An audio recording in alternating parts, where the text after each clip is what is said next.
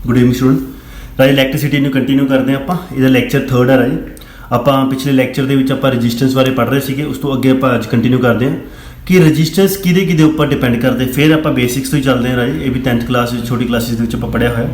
ਤਾਂ ਰਾजे ਸਭ ਤੋਂ ਪਹਿਲਾਂ ਕੀ ਹੈ ਕਿ ਰੈਜ਼ਿਸਟੈਂਸ ਕਿਹਦੇ ਉੱਪਰ ਡਿਪੈਂਡ ਕਰਦੀ ਹੈ। ਰੈਜ਼ਿਸਟਰ ਡਾਇਰੈਕਟਲੀ ਪ੍ਰਪੋਰਸ਼ਨਲ ਹੁੰਦੀ ਹੈ ਲੈਂਥ ਦੇ, ਇਨਵਰਸਲੀ ਪ੍ਰਪੋਰਸ਼ਨਲ ਹੁੰਦੀ ਹੈ ਏਰੀਆ ਦੇ। ਦੈਟ ਮੀਨ ਜਿੰਨੀ ਲੈਂਥ ਵਾਇਰ ਦੀ ਵੱਡੀ ਹੋਏਗੀ ਉਨੀ ਜ਼ਿਆਦਾ ਰੈਜ਼ਿਸਟੈਂਸ ਹੋਏਗੀ ਰਾजे। ਏਰੀਆ ਦੇ ਰੈਸੀਪ੍ਰੋਕਲ ਹੈ, ਜਿੰਨਾ ਏਰੀਆ ਆਪਣੇ ਕੋਲ ਲਾਰਜ ਹੋਏਗਾ ਉਨੀ ਰੈਜ਼ਿਸਟੈਂਸ ਘੱਟ ਹੋਏਗੀ ਰਾजे।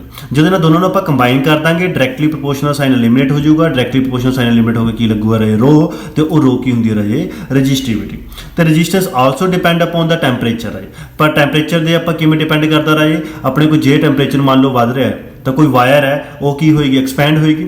ਜੇ ਉਹ ਵਾਇਰ ਐਕਸਪੈਂਡ ਹੋ ਰਹੀ ਹੈ ਤਾਂ ਦੈਟ ਮੀਨ ਉਹਦੀ ਲੈਂਥ ਕੀ ਹੋ ਰਹੀ ਹੈ, ਇਨਕਰੀਜ਼ ਹੋ ਰਹੀ ਹੈ। ਤਾਂ ਲੈਂਥ ਦਾ ਰੈਜ਼ਿਸਟੈਂਸ ਨਾਲ ਤੁਹਾਨੂੰ ਰਿਲੇਸ਼ਨ ਪਤਾ ਹੀ ਹੈ। ਸਿਮਿਲਰਲੀ ਜੇ ਆਪਣੇ ਕੋਲ ਨਾ ਟਾਈਮ ਆ ਗਿਆ ਰਾजे, ਜਿਵੇਂ ਸਮਰ ਆ ਗਿਆ, ਵਿੰਟਰ ਦੇ ਵਿੱਚ ਕੀ ਹੁੰਦਾ, ਆਪਣੇ ਕੋਲ ਜਿਹੜੀਆਂ ਵਾਇਰਸ ਨੇ ਉਹ ਕੰਟਰੈਕਟ ਹੋਣੀ ਸਟਾਰਟ ਹੋ ਜਾਂਦੀਆਂ ਨੇ ਰਾजे। ਤਾਂ ਜੇ ਉਹ ਕੰਟਰੈਕਟ ਹੋਣੀ ਸਟਾਰਟ ਹੋ ਗਈ ਤਾਂ ਲੈਂਥ ਡਿਕਰੀਜ਼ ਹੋਣੀ ਸਟਾਰਟ ਹੋ ਜਾਏਗੀ। ਇਸ ਕਰਕੇ ਰੈਜ਼ਿਸਟੈਂਸ ਜਿਹੜੀ ਹੈ ਆਪਣੇ ਕੋਲ ਕੀ ਹੋਗੀ, ਆਪਣੇ ਕੋਲ ਘਟੇਗੀ ਰਾजे। ਦੈਟ ਮੀਨ ਕਿ ਟੈਂਪਰੇਚਰ ਵੀ ਡਿਪੈਂਡ ਕਰਦਾ ਰਾजे ਰੈਜ਼ਿਸਟੈਂਸ ਦੇ ਉੱਪਰ। ਠੀਕ ਹੈ ਜੀ। ਤਾਂ ਆਪਾਂ ਕਲੀਅਰ ਹੋ ਗਿਆ ਪਹਿਲਾਂ ਕਿ ਰੈਜ਼ਿਸਟੈਂਸ ਲੈਂਥ ਤੇ ਡਾਇਰੈਕਟਲੀ ਹੈ ਤੇ ਆਪਣੇ ਕੋਲ ਏਰੀਆ ਦੇ ਕੀ ਹੈ, ਇਨਵਰਸਲੀ। ਜਦੋਂ ਇਹਨਾਂ ਦੋਨੋਂ ਨੂੰ ਆਪਾਂ ਕੰਬਾਈਨ ਕਰ ਦਾਂਗੇ ਤਾਂ ਰੋ ਆਊਗਾ। ਰੋ ਕੀ ਆਪਣੇ ਕੋਲ, resistivity.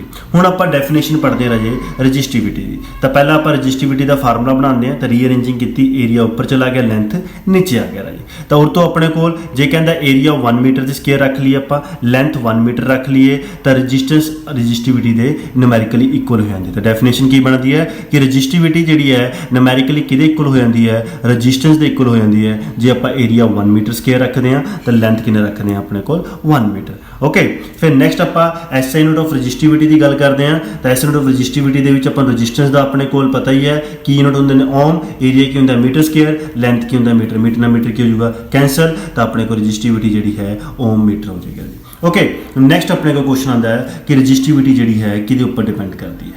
Resistivity does not depend upon the length and area but depend upon the nature of the material and temperature of the material. Okay, resistivity नहीं डिपेंड करती length and area। कई बार क्वेश्चन बहुत बार आ जाता राजे अपने को कन्फ्यूज़ करने लिए कि मान लो कि एक वायर है उसकी रजिस्टेंस अपना रजिस्टिविटी कुछ दी हुई है, फिर वो की कहते हैं अपने को लेंथ ਨੂੰ ਆਪਾਂ डबल करते एरिया अपने को हाफ करते राजे। ਤਾਂ ਦੱਸੋ ਨਵੀਂ ਰਜਿਸਟਿਵਿਟੀ ਕੀ ਆਏਗੀ ਰਾजे। ਤਾਂ ਉੱਥੇ ਤੁਸੀਂ ਇਹ ਲਿਖਣਾ ਹੈ ਕਿ resistivity does not depend upon the length and area. That mean ਉਸ ਕੇਸ ਦੇ ਵਿੱਚ ਰਜਿਸਟਿਵਿਟੀ ਕੀ ਰਹੂਗੀ, ਸੇਮ ਰਹੂਗੀ। ਬਟ ਇਹੀ ਕੁਐਸਚਨ ਜੇ ਰਜਿਸਟੈਂਸ ਲਈ ਆ ਗਿਆ ਫਿਰ ਆਪਾਂ ਨੂੰ ਸੋਲਵ ਕਰਨਾ ਪੈਣਾ, ਕਿਉਂਕਿ ਰਜਿਸਟੈਂਸ ਜਿਹੜਾ ਹੈ ਲੈਂਥ ਤੇ ਏਰੀਆ ਦੇ ਉੱਪਰ ਕੀ ਕਰਦਾ ਹੈ, ਡਿਪੈਂਡ ਕਰਦਾ ਹੈ। ਓਕੇ, ਨੈਕਸਟ ਆਪਣੇ ਕੋਲ ਡੈਫੀਨੇਸ਼ਨ ਆਉਂਦੀ ਹੈ ਰਾजे ਕਰੰਟ ਡੈਂਸਿਟੀਵਿਟੀ।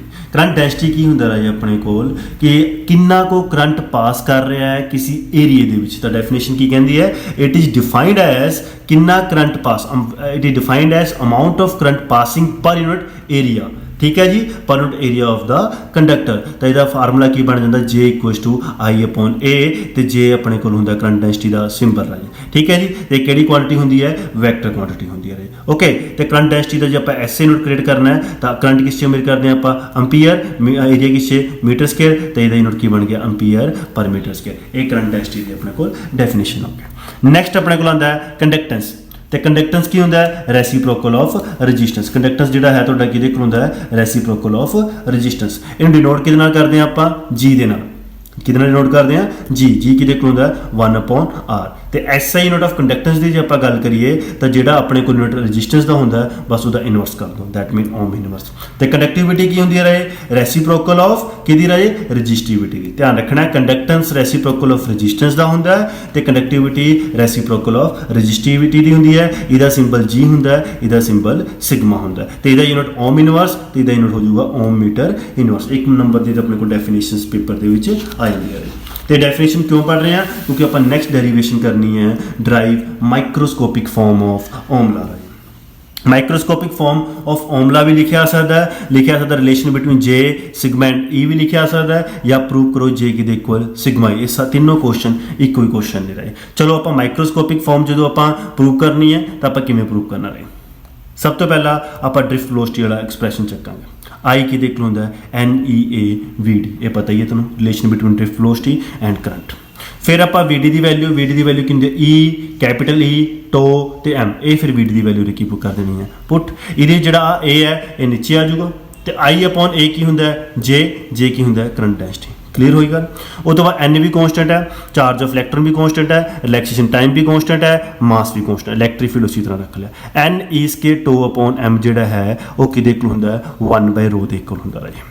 ठीक है जी, तो 1/ρ किहदे इक्वल हुंदा है सिग्मा। तो उत्ते एक रिलेशन बन गया कि जे किहदे इक्वल है अपने कोल सिग्मा ई दे इक्वल है। तो इनू आपां कहंदे आ मैक्रोस्कोपिक फॉर्म ऑफ ओमला। तो जे की हुंदा क्लीयर करंट डेंसिटी, सिग्मा की हुंदा अपने कोल कंडक्टिविटी, ते ई की हुंदा अपने कोल इलैक्ट्रिक फील्ड।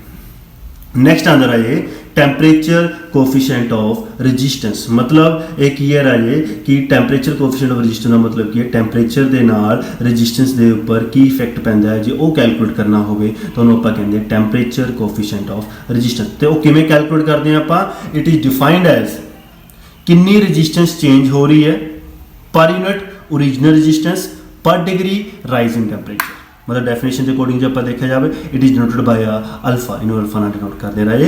तो अल्फा ना डिनोट करते डेफिनेशन की कही सी, इट इज डिफाइंड है चेंज इन रजिस्टेंस अपॉन कितना ओरिजिनल रजिस्टेंस फिर चेंज इन टैंपरेचर। ओके, तो ये यूनिट्स की गल करिए आर ओम है, आर ओम ए ते आर दा रजिस्टेंस अपने को यूनिट्स कैंसल आउट हो जाएंगे, ओनली टैंपरेचर बचूगा। टैंपरेचर तुम्हें पता है कैल्विन के विच मेल करते हैं, नीचे है तो ऊपर चल जाऊगा तो यूनिट्स बन जाएंगे कैल्विन इनवर्स।